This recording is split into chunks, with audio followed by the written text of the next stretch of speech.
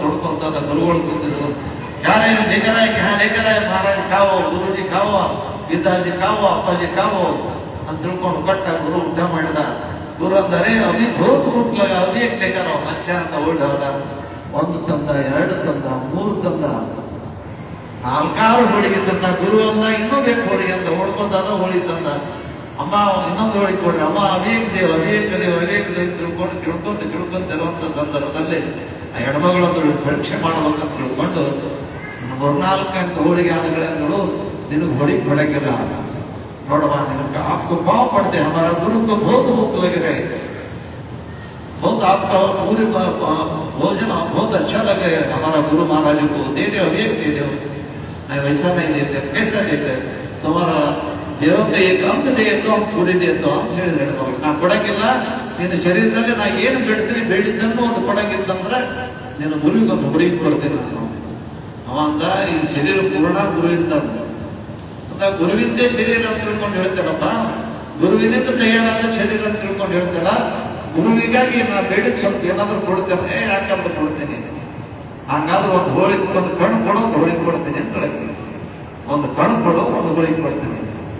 ಯಾಕಂದ ಕಣ್ಣು ಕಿತ್ತಿದ್ದ, ರಕ್ತ ಸೋರ ಕತ್ತು ಬಟ್ಟೆ ಕಟ್ಕೊಂಡ, ಹೋಳಿಗೆ ಕೊಟ್ಟರು ತಗೊಂಡ ಹೋಗಿ ಗುರುವಿಗೆ ಕೊಟ್ಟ. ಗುರು ನೋಡಿದ, ಹೋಳಿಗೆ ಊಟ ಮಾಡಿದ.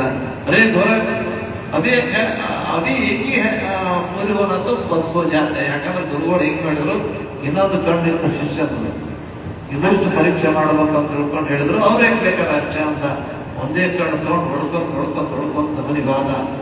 ಹೋಗಿ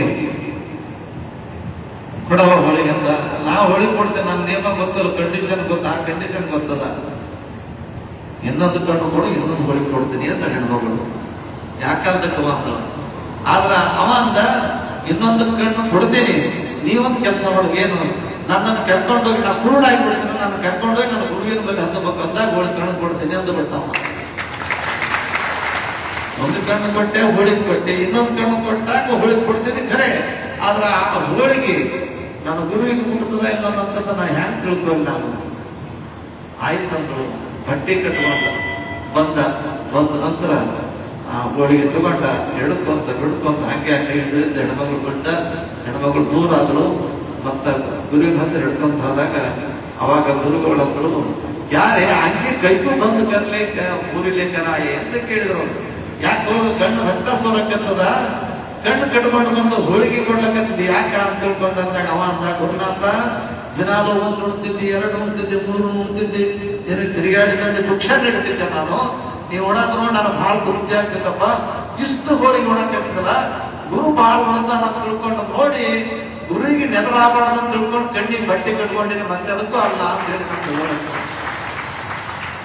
ಅವಾಗ ಗುರುಗಳು ಹೇಳಿದ್ರೆ, ಗುರು ಅಂತಃಕರಣ ದೃಷ್ಟಿಯಲ್ಲಿ ಇರ್ತಾನೋ, ನಿನ್ನ ಕಣ್ಣು ಇರುವಂತದ್ದಲ್ಲ, ನಿಂದೊಂದು ಕಣ್ಣು ನಂದೊಂದು ಕಣ್ಣು, ನಿನ್ನ 2 ಕಣ್ಣು ನಿನ್ನವಲ್ಲ, ನಂದೊಂದು ಕಣ್ಣು ನಿಂದೊಂದು ಕಣ್ಣು, 2 ಕಣ್ಣಿನ ಯಾವ ಮುಂದೆ ಬರುವಂತ ನಾಥ ಪಂಥಕ್ಕೆ ಅಂದ್ರೆ ಗೋರಖನಾಥ. ಈಗ ಹೆಂಗ್ ನಾವು ಯೋಗಿ ಆದಿತ್ಯನಾಥ ಅಂತ ತಿಳ್ಕೊಂಡು ಹೇಳ್ತೀರ, ಮುಂದೆ ಬರುವಂತ ಉತ್ತರ ಪ್ರದೇಶದಲ್ಲಿ ನಾಥ ಪಂಥಕ್ಕೆ ನಾಮೋ ನೇನೋ ಗುರು ಶಿಷ್ಯ ಆಗಮೋ, ಗುರು ಗೋರಖನಾಥ ಶಿಷ್ಯ ಮಚ್ಚೇಂದ್ರನಾಥ ಅಂತ ತಿಳ್ಕೊಂಡು ಜಗತ್ತಿನ ತುಂಬಾ ಪ್ರಸಿದ್ಧ ಆಗಮನೆ ಕಣ್ಣು ಬಿಚ್ಚು ಅಂತ ಹೇಳಿದ್ರು ಗುರುಗಳು.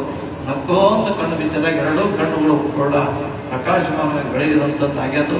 ಹಾಗೆ ಗುರು ಬಿಟ್ಟು ಶಿಷ್ಯನಿಲ್ಲ, ಶಿಷ್ಯ ಬಿಟ್ಟು ಗುರುವಿಲ್ಲ, ಗುರು ಶಿಷ್ಯರ ಬಂಧ ಹೆಂಗಂತ ಕೇಳಿದಾಗ 2 ಕಣ್ಣಿದ್ದಂಗ, ಕಣ್ಣು 2 ಇದ್ರು ಕೂಡ ಈ ಕಣ್ಣು ಬೇರೆ ನೋಡಂಗಿಲ್ಲ, ಆ ಕಣ್ಣು ಬೇರೆ ನೋಡಂಗಿಲ್ಲ, ದೃಷ್ಟಿ ಒಂದೇ ನೋಡತಕ್ಕಂಥದ್ದಾಗ್ತದ. ಹಾಗೆ ಇವತ್ತಿನ ದಿವಸ ಗುರುಪುರುಷಾಮೃತ ಯೋಗ ದಿವಸ ನೀವೆಲ್ಲರೂ ಕೂಡ ಬಂದಿದೆ. ಬಳಿಕ ಗುರು ಮತ್ತು ಶಿಷ್ಯರ ಏಕತ್ವ ಭಾವ ನಮ್ಮೆಲ್ಲರಿಗೂ ತಂದೆ ಸ್ವರೂಪರಾದಂಥ ವಿಶ್ವಾನಂದರಿಗೆ ಮುಟ್ಟಲಿ, ಎಲ್ಲರಿಗೂ ಒಳ್ಳೆಯದಾಗಲಿ. ಈ ಯೋಗದ ದಿನ ನಿಮ್ಮೆಲ್ಲರೂ ಕೂಡ ಒಳ್ಳೆಯ ಯೋಗ ಬರಲಿ ಅನ್ನತಕ್ಕಂಥ ಪ್ರಾರ್ಥನೆಯನ್ನ ಗುರುನಾಥಕ್ಕೆ ಸಮರ್ಪಿಸಿ ಈ ಪುಣ್ಯ ಪ್ರಸಂಗದಲ್ಲಿ ಆಗಮಿಸಿದಂತ ಎಲ್ಲರಿಗೂ ವಿಶ್ವಾರಾಧ್ಯರು ಪ್ರಗಡಾಂಬಿಕಾ ತಾಯಿ ಆಯುಷ್ಯ ಕೊಡ್ಲಿ, ಆರೋಗ್ಯ ಕೊಡ್ಲಿ, ಸಕಲ ಸಂಪತ್ತೆಲ್ಲವನ್ನೂ ಕೂಡ ಕೊಟ್ಟು ಕರುಣಿಸಿ ಕಾಪಾಡಂತ ತಿಳ್ಕೊಂಡು ನಿಮ್ಮೆಲ್ಲರ ವತಿಯಿಂದ ಪುಣ್ಯಾತ್ಮಕರು ಪ್ರಾರ್ಥಿಸಿಕೊಂಡು ನನ್ನ ವಿಷಯಕ್ಕೆ